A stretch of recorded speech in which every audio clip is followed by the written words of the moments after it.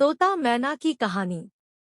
तोता मैना की कहानी। तोता मैना की कहानी। तोता मैना की कहानी। यह कहानी तोता मैना की कहानी से संबंधित है और ऐसे ही तोता मैना की कहानी हिंदी भाषा में और तोता मैना की कहानी के सभी भाग इस लेख में उपलब्ध है। एक की बात है, किसी जंगल में एक तोता मैना का जोड़ा रहता था। दोनों सुखी से अपना जीवन व्यतीत कर रहे थे। एक दिन तोता ने मैना से कहा, मैना रानी, समय बहुत बदल गया है।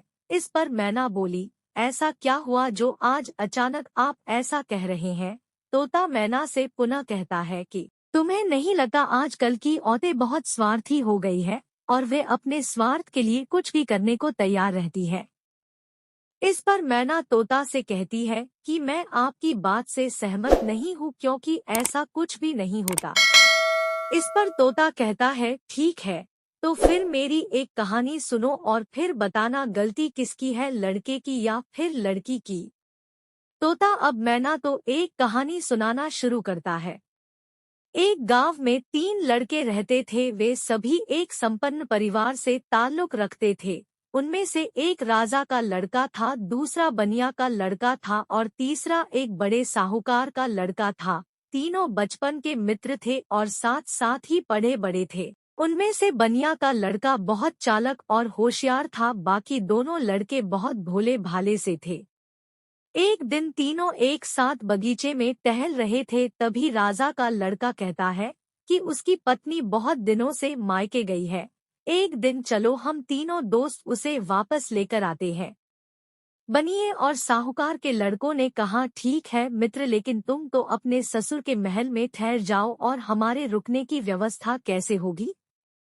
राजा का लड़का कहता है कि चिंता की कोई बात नहीं है, हम सिर्फ एक दिन के लिए जाएंगे, तो सिर्फ एक रात के लिए तुम दोनों किसी सराय में विश्राम कर लेना और मैं महल में रुक जाऊंगा और प्रातः काल होते ही अपनी पत्नी को लेकर वापस आ जाएंगे। दोनों मित्र भी राजा के लड़के की बात से सहमत हो जाते हैं और वे दूसरे दिन वे तीनों निकल पड़ते हैं राजा के लड़के की पत्नी को लिवाने।